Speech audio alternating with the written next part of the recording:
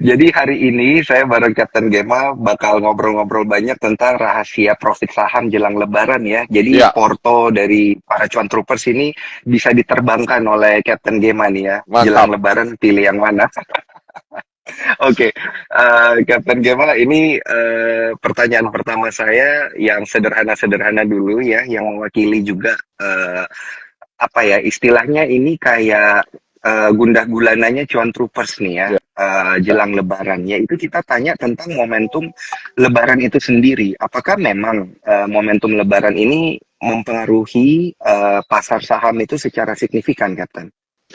Selamat malam semuanya. Kalau kita ngomongin tentang Lebaran, itu yes. Jadi kalau kita bicara dari tahun 2013 nih, data saya sampai 2023, kecenderungan daripada bulan Ramadan, karena kita tahu bahwa mayoritas tuh masyarakat di Indonesia kan mayoritas Muslim, dan Ramadan ini di Indonesia tidak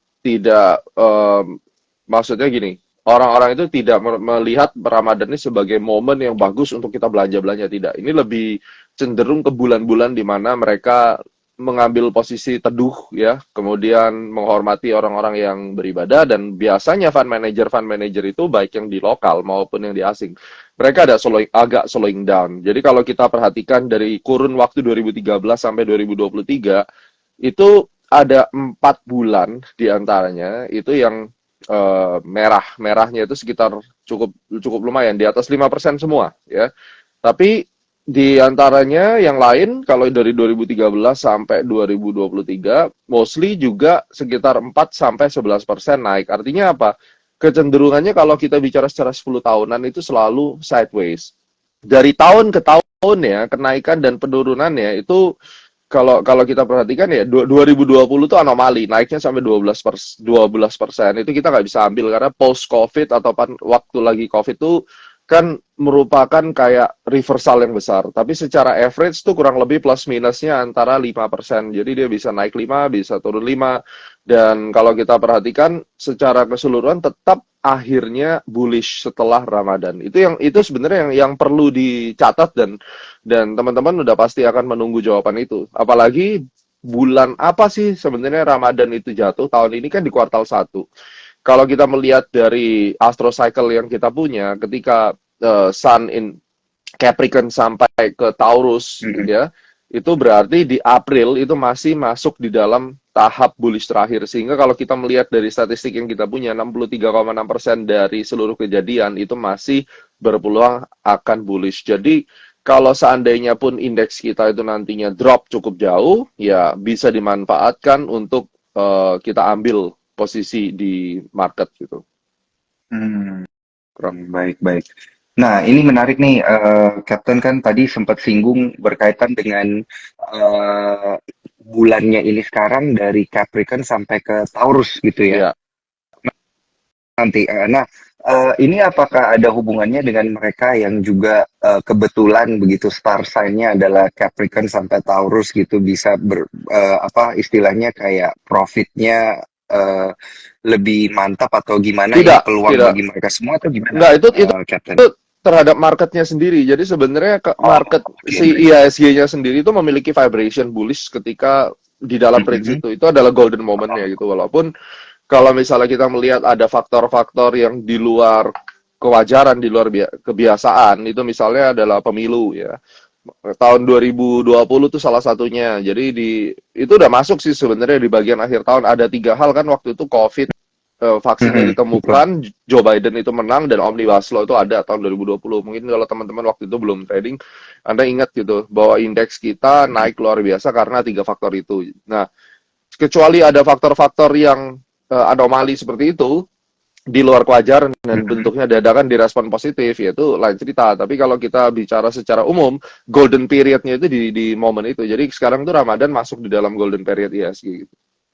Oke, Ramadan masuk di dalam golden period. Wah, ini Ya. menarik nih untuk diperhatikan. Tapi apakah memang golden period itu selalu ada di awal-awal tahun gitu, Captain? Jadi Di Q1, Q2? justru di akhir ya. Jadi dimulainya Capricorn itu kan kalau saya ngitung sebenarnya awalnya mungkin dari Thanksgiving. Jadi 3 minggu setelah Thanksgiving itu kuncinya di situ. Oke, oke, oke. Ya. Di akhir Nah, justru ya, iya ya benar. ya. Capricorn kan mulainya dari Desember gitu ya, Dua puluh benar ya? satu Desember kan mulainya, tapi saya Iya, ngitungnya iya selalu benar, benar. dari Thanksgiving saya tambah 2 minggu, itu sebenarnya udah mulai gitu. Oh, oke, oke. Nah, ini menarik juga untuk diperhatikan oleh contoh. Itu kan juga akhir-akhir itu kan biasa yang orang sebut juga dengan Santa Window Claus dressing, Rally, Januari Santa Claus ngefek Rally. gitu ya. Ya, Iya, pertanyaannya iya, iya, iya. Nah, kenapa ada Santa Claus Rally itu sebenarnya kalau kita mau lihat secara siklus astro cycle-nya aha. seperti itu. Jadi kalau misalnya kita sudah bicara fund manager yang ada di Wall Street misalnya ya kayak teman-teman kita yang di Chicago, terus kemudian di Citadel dan seterusnya, mereka mereka sudah sangat akrab dengan yang namanya astro cycle, baik itu dari sisi numerologi maupun dari planetary cycle-nya. Itu ada beberapa fund manager yang memang udah ngeplot waktu-waktunya gitu. Oh, oke, oke, oke, oke. Wah, menarik banget ini untuk diperhatikan dan juga tentunya untuk para cuan troopers ya yang menyaksikan, jangan lupa untuk memasukkan pertanyaan-pertanyaan kalian ya ke kolom question and answer karena nanti akan dijawab langsung oleh Captain Gema tentunya ya. Akan kita pilih pertanyaan-pertanyaan menarik. Nah, kemudian Captain berkaitan dengan jelang Lebaran ini, kondisi IHSG-nya ini biasa seperti apa? Apakah akan berbeda di Lebaran tahun ini dibandingkan dengan tahun-tahun pandemi atau seperti apa? Kalau Lebaran tahun ini lebih cenderung kalau kita bilang ada respon ke pemilu ya, hasil pemilu. Jadi kan Mhm, kalau kita tahu di tengah kisruhnya pemilu dengan alasan pengeblongan suara dan lain-lain, terus kemudian beberapa di TPS sudah diulang lagi. Kan kita tahu memang Pak Prabowo yang kemungkinan pegang. Jadi memang ada hawa baru di mana pemilu kali ini tuh intersection dengan overlapping dengan yang namanya Ramadan. Jadi kalau seandainya kita lihat dari ISG-nya sendiri kan sebenarnya market tuh merespon positif dengan adanya 02 yang menang kemarin. mhm. Secara real count sekarang sudah masuk 73% suara kan juga tetap 02 yang memimpin.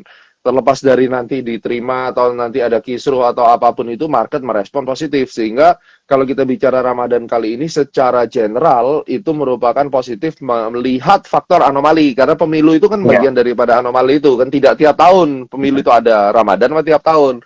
Jadi Mhm. Ramadan kali ini tuh terdampak dengan munculnya kemenangan daripada Pak Prabowo dan Pak Gibran. Nah, itu yang pertama. Yang kedua, secara umum pasti akan mengikut sektor-sektor yang akan mendorong IHSG itu tentunya adalah sektor-sektor yang memang langganan pada umumnya. Sektor-sektor inilah yang akan memimpin kenaikan atau volatilitas daripada IHSG. Sebagai contoh, misalnya kita ada consumer, banking, dan telekomunikasi. Tiga ini akan selalu berputar-putar di situ gitu. Kalau Ramadan, Hmm. Banking, consumer, telekomunikasi. betul. Benar ya tadi Kapten ya? Ya, Tiga benar ini. tiga Nah, itu. nanti kita akan tanya mendalam ini berkaitan dengan sektor-sektor tersebut. Nah, tapi Kapten berkaitan dengan pemilu kita di tahun 2024 ini dan juga tadi ada respon positif gitu. Ini apakah menjadi satu apa ya pendorong untuk market kita sebenarnya? Karena kan kita lihat transaksi kita belakangan ini di bawah 10 triliun terus, Kapten. Hari ini aja 9, kemarin bahkan 7 gitu ya. Kita sering banget apa ya istilahnya transaksinya itu di bawah 10 triliun. Ini tanggapannya seperti apa, Kapten?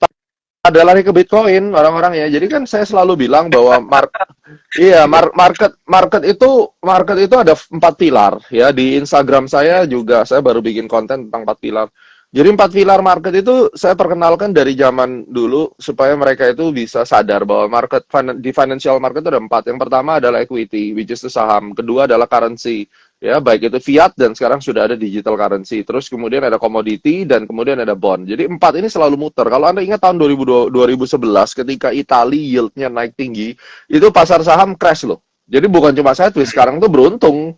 Beruntung banget bahwa dengan Bitcoin kenaikannya dalam waktu berapa? 1 bulan ya. 1 bulan ini tuh hampir 100%. Terus kemudian marketnya tidak rontok. Itu udah beruntung banget. Tahun 2011 Ya, ketika ya. terjadinya Italy yield bondnya naik sampai 11% kalau saya hitung, market kita dropnya signifikan sekali. Coba aja dilihat di bulan Juli atau Agustus 2011 ya. Itu dari catatan saya masih ingat waktu itu saya pertama kali diliput sama Forbes Magazine untuk analisis saya masuk ke Iya. Forbes. 2 Agustus ya, 2 Agustus tuh rontok Mhm. habis-habisan marketnya. Nah, kali ini kalau Anda lihat dari konglomerat-konglomerat Amerika saja mereka sudah beli Bitcoin itu banyak sekali, dan kemudian dari masyarakat Indonesia retailnya udah jelas lah, retail Indonesia kan follower biasan, dan mereka memang secara de facto lebih untung pegang Bitcoin Oke. daripada pegang saham Indonesia, dan Bitcoin itu merupakan salah satu bentuk blue chip investment di dunia digital money, ya. Dan fiat currency tidak menjadi sasaran untuk anak-anak muda. Fiat currency ini lebih ke corporate biasanya. Tapi digital Iya. currency ini sudah mulai masuk dari sisi corporate maupun retail. Nah, ini yang bikin semua market itu tersedak gitu loh.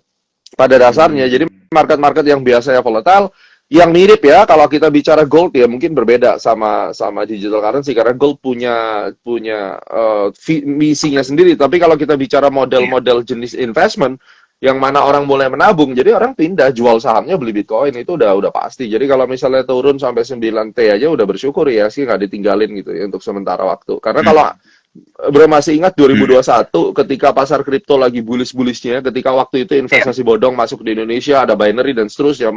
Coba deh lihat pasar saham Indonesia kayak gimana. Saya ingat 2021 Januari itu ketika Antam, Waskita Karya, apa semua tuh hancur luar biasa ketika market kita di prank bahwa saham-saham farmasi hancur luar biasa itu terjadinya di kuartal 1 Januari kuartal 1 2021.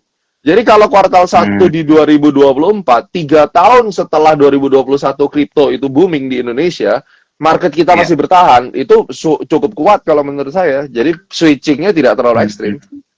Iya, iya. Baik, baik, baik. Wah, ini menarik banget sudut pandangnya Captain Gemma. Jadi sebenarnya ini nggak terjadi cuma di IHSG berarti ya, Captain ya. Ini terjadi di seluruh bursa saham, begitu ya, Iya. Captain ya. Nggak cuma di IHSG. Dan memang rata-rata ada siklusnya seperti itu. Berarti secara tidak langsung menurut Captain, IHSG kita ini cukup resilient ya di kuartal 1 2024 ini. Iya lumayan. Dan kalau kita perhatikan di Dow Jones sendiri, ini saya sambil lihat Mhm, Dow Jones ya. Mereka mereka belum nggak goyang-goyang mhm. amat gitu. Mungkin karena juga juga mereka sendiri juga memiliki fundamental yang cukup strong menjelang pemilu ya, dan levelnya masih bertahan di 38 ribuan. Nah, jadi artinya sebenarnya kalau kita perhatikan tuh ada dana-dana yang mungkin mereka tidak ditarik langsung dari portofolio yang lain gitu. Mhm. Memang yang masuk ke Bitcoin ini juga pemain kripto sendiri banyak fresh money yang masuk di dalam dunia situ karena memang secara fakta milenial sekarang itu mereka nggak terlalu mengenal dunia equity atau dunia fiat currency itu dianggap kayak mainannya orang tua gitu ya. Tapi ketika ketika mereka ngomong tentang Betul sih. trading gitu, mereka menjadi hodler gitu. Mereka mulai anak-anak Iya, yang baru milenial itu mulai tahu dunia trading tuh ketika GameSpot tau nggak? Ceritanya GameSpot iya, dulu tuh. iya, iya, iya. Ya, Iya, mulai Robin ingat, Hood. ingat. Nah, mereka masuk di situ. Jadi di Amerika tuh orang-orang pada trading karena ngikutin ngikutin si Reddit gitu ya ibaratnya. Jadi tokohnya itu diikutin. Nah, terus kemudian mereka pindah Mhm, ke Bitcoin. Jadi ini memang satu dunia yang berbeda. Dan kalau kita lihat dari mhm, marketnya baik itu Nasdaq maupun Dow Jones, mereka tidak terpengaruh untuk sementara ini. Ya masih masih terus bullish gitu. mhm, baik.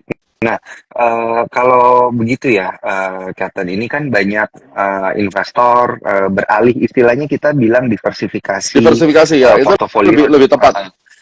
Iya, nah, apakah cukup bijak nih kalau kita justru ngelihat ke pasar saham yang istilahnya ini lagi sepi, banyak screening-screening gitu. Captain, sektor-sektor yang menarik jelang lebaran ini kan mumpung lagi sepi, kalau udah rame kan harganya biasa udah tinggi gitu ya. Ini kan Ya. kebetulan lagi sepi, harusnya banyak yang bisa kita serok atau kita lirik. Ini bener nggak nih kalau mindsetnya kayak gitu, Captain? Ya, benar. Jadi memang ada yang namanya Mhm. saham-saham yang pada akhirnya juga tetap akan bullish walaupun sementara sideways. Iya. Kenapa sih saham itu sideways? Karena tidak ada excessive demand. Jadi demand dan supply-nya itu kurang lebih Mhm. plus minus di situ-situ aja gitu. Belum ada excessive. Sampai Iya. ada excessive itu sudah pasti ada story atau ada hype yang berada di belakangnya. Nah, dengan Mhm. demikian kita kita akan tahu bahwa kalau kalau seandainya membeli sebuah saham dan saham itu sekarang belum berjalan, itu hanya jangka pendek. Jangka pendek itu satu Iya. bulan itu termasuk jangka pendek. Ya, Anda harus melihat secara kedepannya Mhm. bagaimana, berapa persen, dan story-nya apa. Nah, kalau kita lihat dari Ramadan dan saya sebutkan tadi tiga, telekomunikasi, terus kemudian dari sisi consumer dan dari sisi banking. Karena orang Indonesia ketika munculnya Ramadan yang naik itu adalah budaya konsumtif. Makanya yang harus dilihat pertama adalah indeks konsumennya naik atau tidak. Yang bahaya itu Mhm. kalau consumer confidence di Indonesia turun karena memang bangsa kita mostly konsumtif. Nah, kalau kita sudah menghadapi sebuah makro culture yang konsumtif seperti itu, berarti tinggal kita perhatikan bagaimana saham-saham konsumernya. Dan konsumer kita tuh kan ada seperti MAPI misalnya, terus kemudian ada eh, Cepin dan Japfa, karena bagaimanapun Iya. yang namanya nugget dan lain-lain itu akan menjadi makanan pendamping ketika orang buka puasa, terus kemudian karena ini behavior ya, culture ya. Orang buka puasa, ada orang yang mungkin nggak makan gitu jam-jam 6, tapi kalau sudah puasa, berapa juta orang yang muslim di Indonesia itu akan bersama-sama kalau misalnya apa berbukalah dengan yang manis kayak teh botol sosro gitu. Kalau mungkin wah itu iklannya bisa membuat orang nge-hype beli ya teh botol sosro ikut beli sahamnya gitu misalnya. Jadi ini yang pertama dilihat terus kemudian minggu kedua, minggu ketiga biasanya minggu kedua, minggu ketiga mereka sudah mulai membeli barang-barang buat Idul Fitri. Belinya di mana? Kalau ada yang punya budget lebih ya belinya ke outlet-outletnya Mitra di Perkasa kan kurang lebih kayak begitu kan. Apalagi sekarang rupiah juga tidak terlalu lemah-lemah banget setelah 02 ini kan tertahan di 15.500 sampai 15.600-an walaupun itu termasuk tinggi, tapi saya percaya bahwa Mitra di Perkasa itu bisa pass over lah. Jadi kenaikan daripada cost dia akibat US dollar yang menguat itu di pass over ke klien. Selama klien itu masih bisa, masyarakat masih bisa membeli ya saya rasa mereka akan tetap belanja gitu. Itu dari sisi apa yang mereka belanja. Walaupun secara real Mhm. itu income-nya nggak akan langsung terrefleksi minggu ini atau bulan ini atau selama Ramadan. Itu kan tetap nanti masuk di dalam pembukuan dia di second half 2024. Tapi secara psikologi orang akan melihat bahwa oh ini orang-orang pada akan beli nih, belanja. Mereka berbondong-bondong belanja, maka itu sektor retailnya akan naik. Dan yang ketiga, ya jangan jangan lupa bahwa orang-orang belanja itu belum tentu cash, tapi mereka akan menggunakan yang namanya kredit, kan gitu. Apakah itu kartu Mhm. kredit, apakah itu pinjol, ya mudah-mudahan jangan pinjol ya. Lebaran malah sakit tuh pinjol. Nah, mereka kemungkinan besar ya ngutang gitu pakai kredit konsumer atau apapun lah bentuknya. Sehingga ini menjadi sebuah persepsi, benar atau tidaknya, tapi ini menjadi sebuah budaya. Jadi shopping culture ketika Ramadan.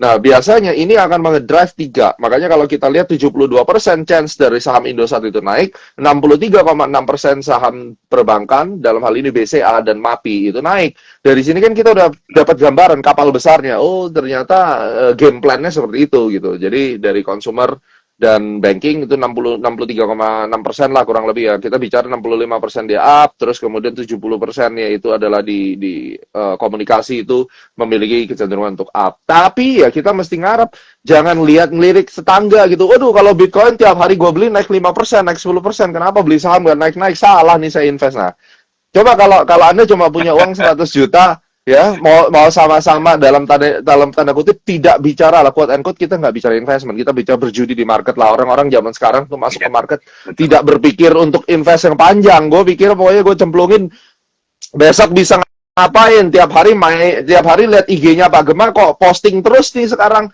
profit Bitcoin-nya 1,5 M, sekarang udah 2 M profit saya Bitcoin kan, belum termasuk yang trading CFD-nya gitu. Wah ini ngapain gue sekarang beli saham-saham apa Indosat lah, saya beli MAPI, tapi kok nggak naik-naik. Temen gue berpesta dapat mobil baru beli Bitcoin, udah jual aja lah masuk ke Bitcoin. Nah Iya. coba lihat, itu kecil-kecil tapi kalau semua melakukan dan berpikiran seperti itu ya bubar, ya kan? Iya. Iya, betul, betul, betul, betul, Captain. Ini juga selain mindset yang benar ya, psikologi tradingnya juga ini harus lebih kuat ini, Captain. Karena instrumennya kayaknya jadi lebih banyak ya di Q1 ini ya. Benar. Jadi itu Nggak cuma tantangan di saham, tantangan ada buat di... IDX. Iya, iya. Benar-benar ini menarik banget. Di Indonesia aja instrumennya udah banyak. Ini nanti ditambah lagi ya instrumen-instrumen lain. Apa namanya? Ada Bitcoin tentunya yang lagi hype belakangan ini. Nah, tapi ini kalau kita lihat lagi ya, Captain, sebelum kita ke pertanyaan-pertanyaan menarik ya yang berkaitan dengan pasar saham kita, ini kan saya juga udah ngepin nih, saya pin nih, Captain Gema, bit.ly garis miring A Club Seminar. Nah, di sini bakal diajarin juga nggak nih mindset-mindset dan juga intisari-intisari pergerakan market kita nanti di 2024? Ya, saya kan mengalami yang namanya puasa di market tuh 17 kali. Kalau Bro Daniel udah berapa kali? Puasa di market, Captain. Kayaknya sekali aja belum. Udah enggak, Puasa di maksudnya market tuh maksudnya gimana sih? Ramadan di market udah berapa kali? Saya 17 Oh, kali. oke, oke, oke. Wah, saya baru dari tahun 2018, Captain. Itu Ya, berarti baru 4 ya, 5 kali ya. ya lima, Masih lima enam kalah kali banyak lah ya. kan. Ya. Iya. Nah, jadi dari pengalaman kita coba kita gabungkan. Kalau saya 17, Anda 6 kali katakan. Berarti kan kita sudah sama-sama memiliki perspektif 23 kali Ramadan kan gitu. Jadi kalau kalau kita perhatikan nanti di dalam program yang kita akan buat ini itu ada yang namanya preview market outlook bersama dengan pemilu dan bersama dengan Ramadan itu di tanggal 9 Maret. Itu yang akan kita lakukan karena kalau teknik itu saya yakin trader saham atau investor saham itu udah jago-jago lah sekarang. Cuma mereka gini, mereka tidak terbiasa untuk memilih sektor dan saham yang licin gitu. Yang licin itu artinya gampang naiknya. Ya, secara teknik wah udah saya percaya deh dengan banyak junior-junior kita yang dulunya mungkin ke Astronaci gitu belajar, terus sekarang mereka sudah punya komunitas sendiri. Saya sangat support ya, banyak adik-adik saya yang makin hari makin bagus juga. Teknik nggak, no problem at all secara teknik.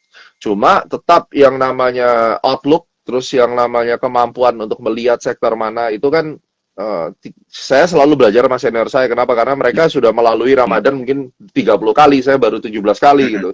Nah, dari situ saya akan sharing di tanggal 9. Lu beli saham ini loh, lu beli saham ini loh, terutama ketika adanya Bitcoin. Jadi kalau nggak ada Bitcoin itu mungkin lebih gampang. Tapi dengan adanya Bitcoin ini akan lebih selektif. Fund manager juga mikir kan, kalau mereka mau beli saham tapi masyarakat retailnya nggak dorong kan repot juga. Mereka pada ke Bitcoin terus mau gimana? Otomatis secara tema ya kita akan bicara tentang market outlook pemilu dan market outlook karena adanya Ramadan ini. Saya termasuk orang yang berani agresif dan saya kadang-kadang juga sangat konservatif. Jadi mari kita ngobrolin bareng di tanggal 9, datang kumpul-kumpul, siapin duit kecil lah, cuma 149.000 beli kopi, kita ngobrol-ngobrol aja. Jadi kita nggak akan ribet-ribet, kita langsung to the point aja. Please come, buy your own food, ya kurang lebih sekitar 150.000. Kita ngobrolin tentang sudut pandang gua tuh market Ramadan dan pemilu ini apa sih yang kita mesti borong gitu di tengah adanya Bitcoin. Jadi saya nggak akan bahas Bitcoin karena nggak fair dong kalau kita misalnya bahas saham lalu kemudian kita ngomongin kita switching ke Betul. Bitcoin karena ada orang memang kayak anti banget sama Bitcoin walaupun dia udah naik 100% masa bodoh. Itu namanya kita menghargai setiap pilihan orang gitu. Ya. Makanya Astronaci tetap terjun dan saya tidak bisa bilang bahwa saham tuh nggak ada gunanya, udah beli kripto aja, saham tuh busuk, nggak ada gunanya, men. Kita beli saham berapa tahun, hasilnya berapa, kripto berapa. Tetap aja yang namanya investasi itu, ada orang yang merasa enggak, walaupun lu mau naik sampai 500%, gue tetap cinta di saham. Nah, inilah kita akan masuk di sana, dan Astronaci itu akan tetap ada untuk orang-orang yang tidak mau menyentuh kripto.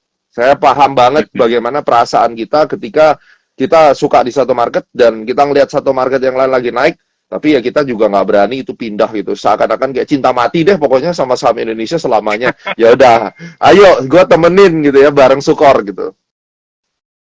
Mantap, mantap, mantap.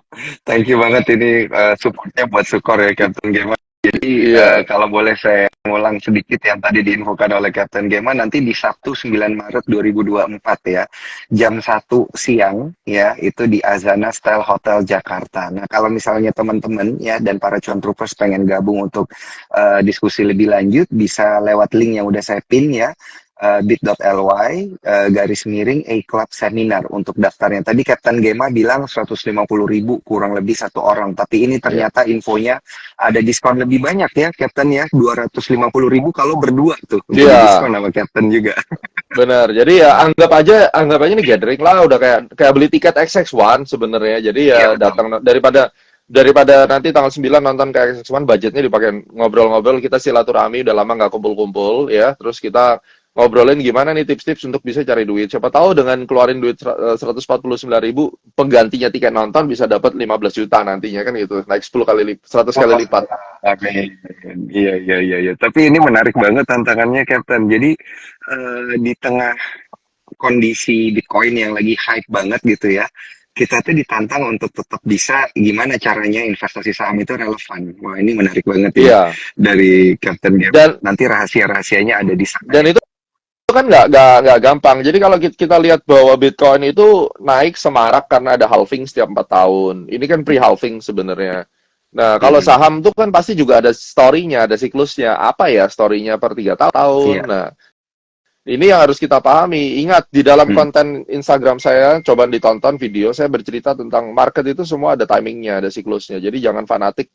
Kayak misalnya, wah saya hanya mau di saham, oh saya hanya mau di Bitcoin. Kuncinya adalah astrologi itu selalu neutral dari kapanpun. Mhm. Di mana market itu ada story, di mana demand itu masuk hot money ke sana, saya akan kejar ke sana karena itulah yang kita mainkan gitu. Sama dengan kayak anda mau Mhm. mancing ikan, lagi nggak musim ikan kakap, Anda nunggu aja sampai kakapnya datang, ya itu juga nggak akan mungkin. Jadi kita mesti fleksibel. Nah, hadir di acara preview itu, ngopi-ngopi, nongkrong, snack-snack bareng, itu bicara tentang perubahan paradigma berpikir, sudut pandang, dan bagaimana kita tuh bisa menjadi lebih fleksibel. Ada orang yang merasa bahwa dirinya sudah hebat hanya karena sekarang mungkin dia investasi Bitcoinnya lagi untung 100%. Kemarin taruh uang 1 miliar, sekarang jadi 2 miliar, lalu merasa, ngomong apa sih si Gemma tuh? Jual-jual seminar ini bukan jual seminar. Dan lo harus tahu bahwa lo tuh baru ngerasain cuma 100% untung gitu ya. Lo belum ngerasain yang namanya subprime mortgage, di mana modal lo 100 juta jadi cuma 10 juta, itu lo belum ngerasain hilang 90%. Jadi Mhm. kita berharap bahwa investment itu harus diikuti dengan attitude yang humble. Jadi Mhm. bukan hanya karena Setuju. Bitcoin itu tiba-tiba naik kayak begini lalu lu ngerasa bahwa wah dunia itu adalah Bitcoin gitu. Saham itu sudah lewat, itu generasi bokap gue. Jadi zaman sekarang itu orang investasi ke Bitcoin. Not not like that gitu ya. 2007 itu momennya saham kalau Anda lihat gitu. Saham itu perjalanan di 2007 tuh puncak-puncaknya. Beli apa aja ibaratnya orang bilang maunya beli saham pasti untung. Zaman itu tuh saham udah kayak Bitcoin. Tapi saya percaya bahwa ada rotation. Aset aset rotation itu muncul. Nah, untuk saat ini mungkin lagi Bitcoin. Juga pelajaran buat teman-teman yang melihat saham itu sebagai suatu investasi yang selalu naik, ini juga menjadi pelajaran bahwa tidak semuanya. Karena kalau Anda lihat tahun 2020, wih, coba kalau Anda lihat ya, waktu itu Bro Daniel, penganut yang namanya Mhm. value investing, kalau masih ingat itu, Iya. wih, bullish banget. Kayaknya mereka tuh value investing itu ini adalah metode yang jatuh dari langit. Semuanya yang Mhm. value investing itu adalah yang paling mulia. Saya masih ingat orang fanatik yang Mhm. radikal gila, suka datang ke Astronaci, suka maki-maki kita pakai bulan bintang, gue dibilang Astro Boy. Sekarang yang gue denger penganutnya value investing itu pecah ke antah berantah, berantem sendiri di forum-forum tuh, ribut Mhm. sendiri gitu. Kenapa? Ya karena itulah Ya. masyarakat retail. Kalau sahamnya lagi naik, merasa metode gue tuh paling mulia, paling bagus. Giliran sekarang saham-saham pada sideways, saham yang fundamentalnya bagus, hancur lebur. Kayak contohnya, ini gue lagi ngeliatin CPO, Ali tuh. Wah, kurang bagus apa Ali? Sekarang Mhm. harganya sisa 6.600 kan, dari tahun 2022 masih 13 ribuan. Pingin tahu yang punya value investing masih keluar nggak tuh di setiap seminar-seminar. Itulah akibat sombong. Nah, makanya kan sekarang Hmm. kita akan kumpul nih ngobrol paradigma apa sih yang sudah dipakai. Kayak saham kayak Ali ini mau diapain? Sekarang udah turun dari 13.000 jadi 6.600. Apakah akan turun Mhm. selamanya? Nah, ini yang akan kita nanti bahas tentang outlook dan kemudian bagaimana behavior dari setiap Mhm. sektor itu gitu. Iya, ini menarik juga, Captain, untuk bagi para pemula juga ya, mungkin bagi para cuan trooper supaya bisa belajar dari awal dan juga stay relevant ya di tengah kondisi market yang lagi kayak gini.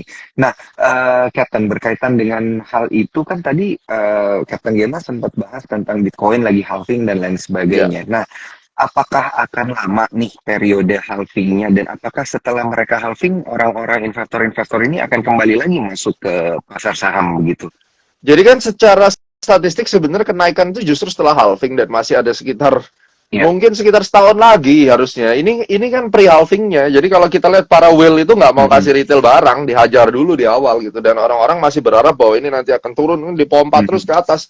Saya udah ada hitungan sebenarnya Bitcoin mau Mhm. kemana gitu ya. Cuma saya nggak akan spill di sinilah. Eh, kita di Ya. lain kesempatan aja. Tapi kan jelas Astronaci kemarin ada produk Mhm. namanya Almanak Bitcoin, target price-nya 68.000 dan itu udah kena hari ini gitu. Dan kalau Anda lihat 21 Maret 21 Februari atau Maret 2023 saya mulai waktu Bitcoin masih 24.000, saya sudah call suruh beli gitu, dan kemudian saya sendiri beli dan saya kasih ke publik, nih loh portofolio gue beli di harga 25 ribuan.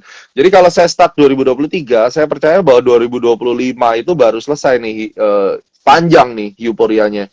Nah, di tengah-tengah euforia ini kan saya harap orang yang untung di Bitcoin itu alokasi portofolionya, dia dapat untung di Bitcoin, dia beliin saham-saham yang bagus. Kalau mereka lakukan. Kalau mereka tidak lakukan, ya mereka akan stay duitnya di Bitcoin. Karena sekarang pada jadi hodler semua, mereka nggak mau jual Bitcoinnya. Nah, kalau demikian, belum dalam sampai akhir tahun itu saya tidak merasa bahwa orang akan pindahin duitnya dari Bitcoin ke equity. Yang ada orang dari equity lama-lama tertarik pindah ke Bitcoin. Coba lihat aja sekarang. Astronaci sejak tahun lalu 2023, ketika semua orang tuh masih, woi saham tuh. Saya sudah mulai lihat ini Bitcoin itu mulai bottoming nih gitu. Nah, influencer kripto sekarang dulunya juga orang saham kalau Anda lihat gitu loh. Jadi, come on, banyak anak muda sekarang tuh ngerasa tuh kripto dewa, padahal mereka juga orang saham. Coba lihat aja track recordnya. Astronaci dari 2007 kita sangat neutral multi market, tapi ada beberapa fanatik di saham yang sekarang pindah ke kripto. Jadi dari fanatik saham pindah jadi fanatik kripto. It's okay, it's fine. That's market behavior sebenarnya. Nah, dari sini kita lihat market behavior ini kan menunjukkan bahwa yang dulu radikalis di saham bisa jadi radikalis di kripto, dan sebaliknya, radikalis kripto bisa menjadi saham karena dia sakit hati gitu.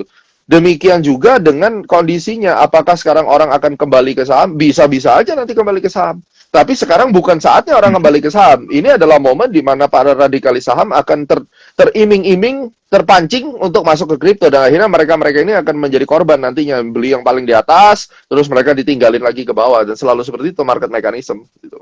Jadi ya kalau kita melihat ya sabar aja, nanti sampai 1 tahun ke depan market IHSG tetap arahnya akan ke atas. Nah, itu akan kita bahas nanti. Di tengah badai seperti ini tuh indeks kita bisa sampai ke harga berapa sih gitu. Nah, hal-hal ini yang tidak bisa diprediksi sama para value investing. Para value investing dan analis-analis fundamental yang katanya konon senior melihat semua dengan valuasi, mau ngomong apa lu menghadapi satu kenyataan bahwa ada digital money yang semua orang masuk dan angkanya jauh daripada perkiraan mereka. Orang-orang yang di sekuritas ataupun yang analis valuasi yang value investing yang merasa dirinya jago, melihat fenomena kayak begini mau ngomong apa? Komentarnya cuma satu, Bitcoin itu adalah digital money, nggak jelas underlying-nya. Hello, udah kemana lu gitu? Ini Bitcoin udah miliaran dolar orang masuk, lu masih punya komentar kayak begitu. Gue ketemu ada beberapa yang cerita ke saya dari securities ini, head of riset-nya merasa Bitcoin itu begini. That's not the point. Jadi kita mesti adapt dan kita justru harus siapin sebuah investment strategi. Ini kalau Bitcoin sudah menyerap semua interest dan kemudian dana daripada investor retail masuk ke sana, terus pasar saham kita yang nopang siapa? Justru pada saat semua orang nanti lari ke sana, ada kemungkinan nanti dana-dana para whale ini yang sudah take profit sebagian, atau mereka sudah punya alokasi dari berapa persen profitnya gitu ya, mereka akan pindahin ini ke saham dan mulai kolek yang valuasinya jauh di bawah wajar. Nah, itu yang kita harus jagain. Nah, kalau kita lihat ya, BlackRock Investment, itu udah benar, kemarin dia udah ngomong, dia menyarankan 28% alokasi daripada klien investmentnya itu dipindahin ke Bitcoin. Nah, kalau misalnya dia suruh 28% pindah ataupun dia menaruh, dia nggak bilang pindah, taruhlah di BTC gitu. Orang kan akan jual dong dari tempat lain kalau dia nggak ada duit kan. Nah, market itu pasti ada swapping gitu, ada yang buang sahamnya, pasti ada yang beli. Nah, sekarang tinggal kita lihat seberapa besar kita mesti ikutin para whale di saham yang mulai collect. Dan mereka nggak akan beli di harga mahal, bro. Mereka akan biarin harga sahamnya jatuh sampai mereka bisa dapat harga murah. That's the concept. Itu yang kita bahas nanti tanggal 9. Wah, menarik. Seru banget. Ini aja dikasih teasernya udah seru banget nih. Banyak yang bertanya langsung ya, dan juga banyak yang memberikan komentar. Dan juga nanti kan kalau kita lihat ini dari bocorannya tema ya, salah satu tema yang diusung nih untuk acara iklan seminarnya Captain Gema ini adalah menjawab pertanyaan, bener nggak sih IHSG akan naik ke 8XXX gitu ya, tanda tanya, tanda tanya, tanda tanya. Gimana ini Captain menanggapi hal ini? Iya, saya dilarang untuk kasih tahu. Kalau saya kasih tahu sekarang kagak ada yang datang katanya. tapi ya saya masih percaya bahwa 8XXX itu masih ada lah. Memang arahnya akan ke sana gitu. Walaupun digital money yang merajalela ya, tetap IHSG punya pesonanya sendiri. Pasar saham kita itu termasuk pasar saham yang terbaik di Asia kalau menurut saya ya. Top 3 itu tetap market kita. Jadi coba ingat-ingat aja nanti kalau kita melihat putus harapan dengan ya apa IDX itu, kita ingat ada tahun-tahun yang IDX itu jauh lebih baik daripada yang lainnya, di mana tiap hari hijau gitu. Nah, itu penting untuk kita lihat. Baik, baik, baik. Captain, ini ada beberapa pertanyaan dari Cuan Troopers gitu ya, yang khawatir gitu ya. Ini apakah di tengah kondisi market kita lagi ada anomali gitu ya, ada turbulence dengan instrumen investasi lain, akankah kita ini balik ke bawah 7 ribuan gitu? Karena kan ini selama ini bertahan nih di atas 7.200, tapi kalau secara teknikal kita lihat baru aja tembus di bawah MA20-nya hari ini gitu. Nah, ini akankah terus tembus ke bawah dan bisa sampai di bawah 7.000 ini, Captain? Iya, time bottom yang saya lihat untuk terdekat yang kemarin saya share di E-Club itu tanggal 4 dan 5. Jadi sebenarnya hari ini itu kemungkinan terakhir turun. Besok mungkin sudah mulai kelihatan naik. Nah, market kita tuh masuk di dalam kondisi sideways ya. Saya sambil lihat chart ya di sini. Baik. Kita sideways, apakah nanti dia akan turun? Ya, dia akan turun ke 7200. Itu Ya. terakhir dia turun, bisa jadi analisis bottom saya itu telat sehari, tapi ya mudah-mudahan finger cross besok sudah mulai up ya. Nah, kalaupun dia nanti turun lagi sampai ke bawah, ya itu masuk akal aja. Dan coba saya perhatikan nih berapa turun ini sebentar. Di Hmm. 6885 itu target turunnya untuk dalam waktu 1 bulan ke depan. Kalau mau turun 6885 pun masih wajar, itu 400 poin. 6885 ya, ini yang harus diperhatikan. Dan ini akan terjadi di cycle di kuartal 1, kuartal 2 ini ya, mirip kayak pola di tahun-tahun sebelumnya, Captain. Iya bisa jadi 400 poin ya. Tapi untuk sekarang belum ada satu sentimen. Jadi kita lihat dalam 1-2 hari ini dulu. Dan mudah-mudahan nanti tanggal 9 sudah ada cukup pertanda untuk kita bahas akan kemana. Tapi yang jelas kalaupun Mhm. dia sampai ke 6885 itu pun masih termasuk dalam kondisi yang fair enough ya, dan 6885 Mhm. itu masih di dalam kategori bullish saja sebenarnya buat ISG kita. Hanya saja Hmm. koreksinya lebih gede aja Baik, gitu. baik. Mhm. Baik, yang tadi Kapten bilang kan ada tiga ya, yang menarik untuk diperhatikan, ada perbankan, ada telekomunikasi, dan juga konsumsi, gitu Hmm, ya. hmm, Ini bagi para cuan troopers yang baru bergabung. Nah, tapi kalau sektor lainnya, contoh ini ada kebetulan cuan troopers yang nanya berkaitan dengan sektor properti. Nah, gimana ini, Kapten, ya, untuk ya. emiten-emiten properti? Jadi saya tuh punya saham nyangkut cukup lama. Sahamnya nama Mhm. Ciputra. Ciputra Development itu Oke, kemarin CTRA. saya baru sempat keluar ya, karena memang Mhm. dia udah naik tinggi dan saya pikir saya udah nyangkut lama saya keluar. Tapi target price-nya secara teori sih 1470 masih bisa tercapai. Nah, Mhm. dengan dia sudah mulai running bullish kayak begini, ya udah buy on weakness aja untuk saham-saham properti yang mulai naik. Jadi saham properti ini kan di Indonesia kan terdiri jadi ada beberapa ya, BSD sama Alam Sutra sama Ya. Ciputra itu landed property. Tapi kalau BSD belum, ini baru kayaknya baru CTRA doang sih. Kalau yang lainnya jadi tidak bergerak secara sektor. Itu aja poinnya. Jadi kalau tidak bergerak secara sektor ya agak berhati-hati gitu. Hmm. Baik, baik, baik.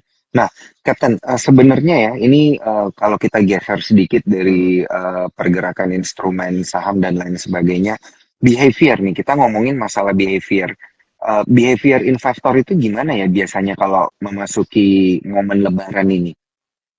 Ya, Nanti. behavior investor selama Lebaran mereka sepi. Anda akan lihat aja, aset manajemen, fund manager juga akan nunggu selesai Idul Fitri sebenarnya. Jadi nggak akan Mhm. terlalu banyak aktivitas. Justru mereka nungguin harga turun, nungguin orang-orang yang bosen gitu, ditungguin di bawah gitu. Mereka banyak lebih defensif dan ngebit aja. Gitu. Oke, oke, oke. Lebih nunggu, berarti ini lebih wait and see gitu ya. Ya, lebih wait, Terjadi wait and untuk see. terjadi koreksi lebih lanjut ya. Ya, betul. Jadi demand-nya belum ada. Jadi market kita tuh kalau nggak ada demand ya dia akan turun. Sebenarnya sesimpel itu. Jadi demand base. Kalau demand-nya sepi ya mereka akan drop gitu. Hmm. Baik, baik, baik. Nah, ini menarik juga tadi saya garis bawahi yang Captain bilang gitu ya. Kalau memang berinvestasinya juga ada di instrumen lain, kalau emang udah cuannya lebih banyak, ya nggak ada salahnya ya dipindah ke instrumen saham gitu ya. Captain ya, mungkin di emiten-emiten perbankan, konsumer ataupun telekomunikasi gitu seperti yang tadi sudah disebutkan sama Captain Gema.